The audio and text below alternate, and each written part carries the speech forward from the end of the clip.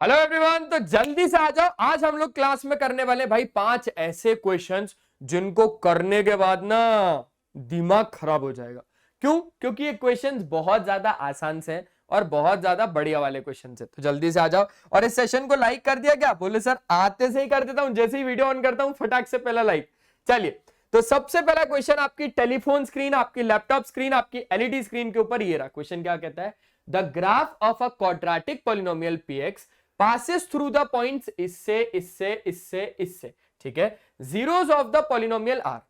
अब कहीं ना कहीं बच्चों बात किसकी हो रही है? px वाले पॉलिनोमियल की, यानी x एक्सिस पे इंटरसेक्ट कर रहा होगा भैया पॉलिनोमियल का जो क्या क्या क्या क्या क्या भूल गए? p for polynomial, p for parabola. तो पैराबोला कहीं ना कहीं कहां पर इंटरसेक्ट कर रहा होगा? x एक्सिस पर। अब x एक्सिस पर कौन होता है? सर जी सिर्फ x कोऑर्डिनेट होता है, y होता ही नहीं है। तो कौन कौन से पॉइंट इधर फाइनल करूंगा मैं? एक तो सर जी ये वाला, ये तो नहीं हो पाएगा क्योंकि x 0 है, y कुछ ना कुछ है, ये तो कैंसिल हो गया। सर ये भाई साहब ये हो ही नहीं सकता क्योंकि y भी दे रहा है, तो ये भी रिजेक्ट हो गया। सर ये, हाँ ये होगा। तो पॉइंट कौन कौन से फाइनल हो गए? -6,0 और 6,0। तो जीरोस आपके क्या क्या हो गए? देखो कोई भी क्वाड्रेटिक पॉलिनोमियल के दो ही जीरोस होते हैं, एक अल्फा और एक बीटा। तो उस हिसाब से आपके पास x एक आ गया -6 और दूसरा जो x की वैल्यू आ गई वो आ गई 6, यानी यही है वो जीरोस, अल्फा और बीटा। तो -6,6 कौन सा ऑप्शन करेक्ट है? Option D for dog correct है।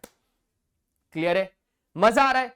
ऐसे छोटे छोटे क्वेश्चंस करने में बहुत ज्यादा मजा आने वाला है आपको। तो इस सेशन को जल्दी से जल्दी जाओ, लाइक कर दो इस सेशन को और चैनल को सब्सक्राइब कर दो जल्दी से। और हमने आप लोगों के लिए एक सीरीज चलाई है जिसका नाम है टारगेट 95। तो वो टारगेट 95 सीरीज बहुत ज्यादा प्यारी है। आप रोज जाओ, लाइव देखो, क्योंकि टीचर्स रोज लाइव आते हैं। ठीक है, चलिए, तो अब हमारे पास आ गया इसी पर क्वेश्चन नंबर 2, जो कि क्या बोलता है, आ जाओ देख लेते हैं। भैया जो क्वेश्चन नंबर 2 है उसका कहना है द वैल्यू ऑफ के for which the system of equation, एक तो ये, दूसरा ये इज इनकंसिस्टेंट। क्या है? इनकंसिस्टेंट। देखो इनकंसिस्टेंट का मतलब होता है नो सॉल्यूशन। क्या?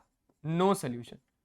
अब कहीं ना कहीं अगर आप बात करोगे तो इनकंसिस्टेंट में नो सॉल्यूशन, और नो सॉल्यूशन यानी समझ लेना कि वो तो पैरेलल लाइंस की बात कर रहा है। किसकी बात कर रहा है सर जी? वो तो पैरेलल लाइंस के बारे में बात कर रहा है। अब आपके पास एक इक्वेशन वो, दूसरी इक्वेशन ये।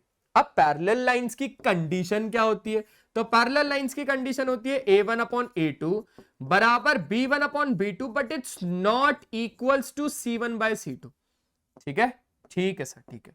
अब a1 आपके पास कितना है? 3, a2 आपके पास कितना है? 6, b1 आपके पास कितना है? माइनस का k, b2 आपके पास कितना है? 10 is not equals to c1 आपके पास 7, c2 आपके पास 3, 7/3।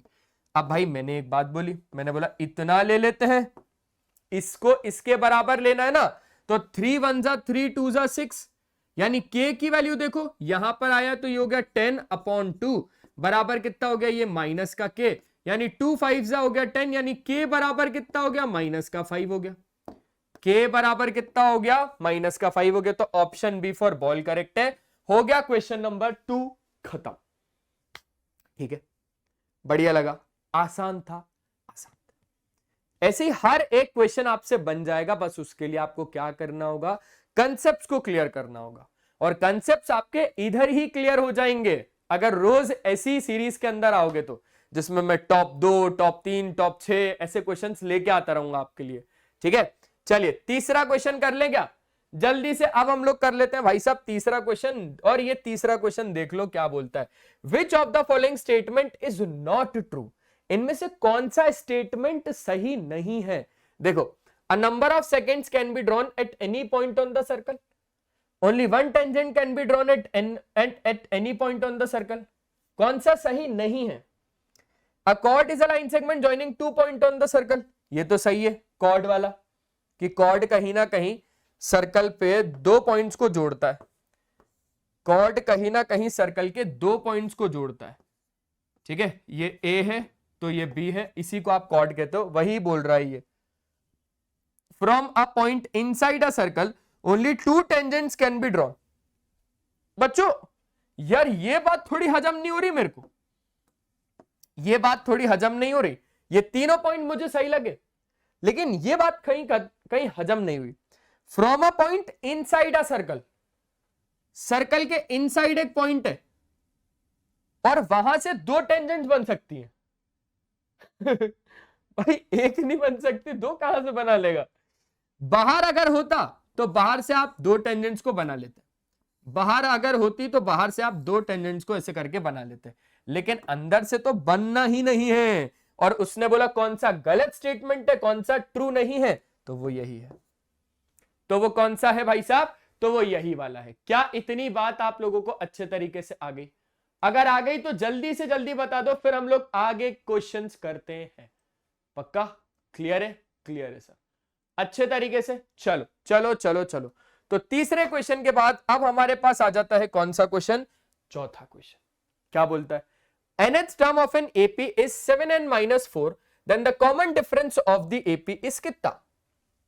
nth term देके रखा है इतना, यानी an देके रखा है 7n minus 4, तो कॉमन डिफरेंस बोल रहा है। अरे यार सिंपल सी एक बात बताता हूं, इधर से अगर आप देखोगे तो a1 आपके पास कितना है, n की जगह 1 डाला तो 7 माइनस 4 जो कि कितना हो गया? 3 हो गया।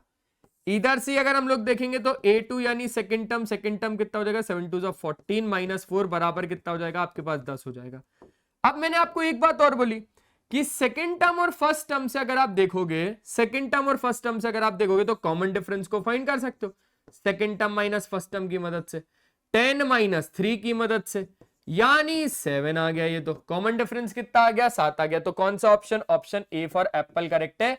हो गया क्वेश्चन नंबर 4 भी खत्म। अब बढ़ाते हैं हम लोग कौन से क्वेश्चन की ओर? फिफ्थ वाले। अब ये बहुत ज्यादा आसान सा क्वेश्चन है, बहुत ज्यादा आसान सा क्वेश्चन है। देखो, the radius of the base of a right circular cone and the radius of a sphere are each of 5 centimetre in length. If the volume of the cone is equals to volume of sphere, then the find the height of the cone. कहीं ना कहीं किस किस की बात हो रही है? एक हो रही है कोन की बात और एक हो रही है स्फीयर की बात। कोन के बारे में क्या बात हुई? रेडियस कोन का कितना है और रेडियस स्फीयर का 5 सेंटीमीटर, यानी इसका भी रेडियस 5 सेंटीमीटर कोन का और इस स्फीयर का भी रेडियस आपके पास कितना? 5 सेंटीमीटर। आगे देखते हैं, volume of cone is equals to volume of sphere. देखो देखो देखो देखो देखो, अब एक बात बोली, volume of cone is equals to volume of sphere. अब एक बात और समझो, वॉल्यूम ऑफ कोन कितना? Sir ji volume of cone तो होता है 1/3 pi r square h. Volume of sphere कितना? 4/3 पाई आर क्यूब। क्या ये चीज समझ में आई? वॉल्यूम ऑफ कोन कितना? 1/3 pi r square h. Volume of sphere कितना? 4/3 पाई आर क्यूब। अब कहीं ना कहीं भाई इतना तो समझ में आया कि 3 से 3 और पाई से पाई कट जाता है, 2r से 2r कट जाएगा, बचेगा आपके पास 1r, यानी हाइट का रिलेशन रेडियस के साथ हो जाएगा 4 गुना। तो हाइट आपके पास 4 गुना रेडियस, यानी रेडियस कितना है? रेडियस तो 5 है, यानी 5 4 20 सेंटीमीटर। सीधा सीधा क्लियर हो गया क्या? तो हाइट आपके पास कितना आ गया? 20 सेंटीमीटर। कौन सा ऑप्शन है? Option B for ball correct है। हो गया फिफ्थ क्वेश्चन कंप्लीट। तो ऐसे ही करते करते मैं आप लोगों के लिए ऐसे ही क्वेश्चंस लेके आता रहूंगा। आपको टेंशन लेने की कोई भी बात नहीं है, क्योंकि अब आपके साथ किशोर सर है और रोज आपके साथ ऐसे ही कहीं ना कहीं लेके आते रहेंगे क्वेश्चंस। तो बस आपको बने रहना है इसी चैनल पर। मिलते हैं नेक्स्ट वीडियो में, तब तक के लिए बाय बाय। अपना ध्यान रखें और हमेशा की तरह एक ही चीज कि पढ़ाई करते रहना है, क्योंकि वो बहुत ज्यादा जरूरी है। ठीक है, और इस चैनल को जल्दी से सब्सक्राइब कर लो, और इस वीडियो को लाइक नहीं किया, मैं जा रहा हूं यार, लाइक कर देना।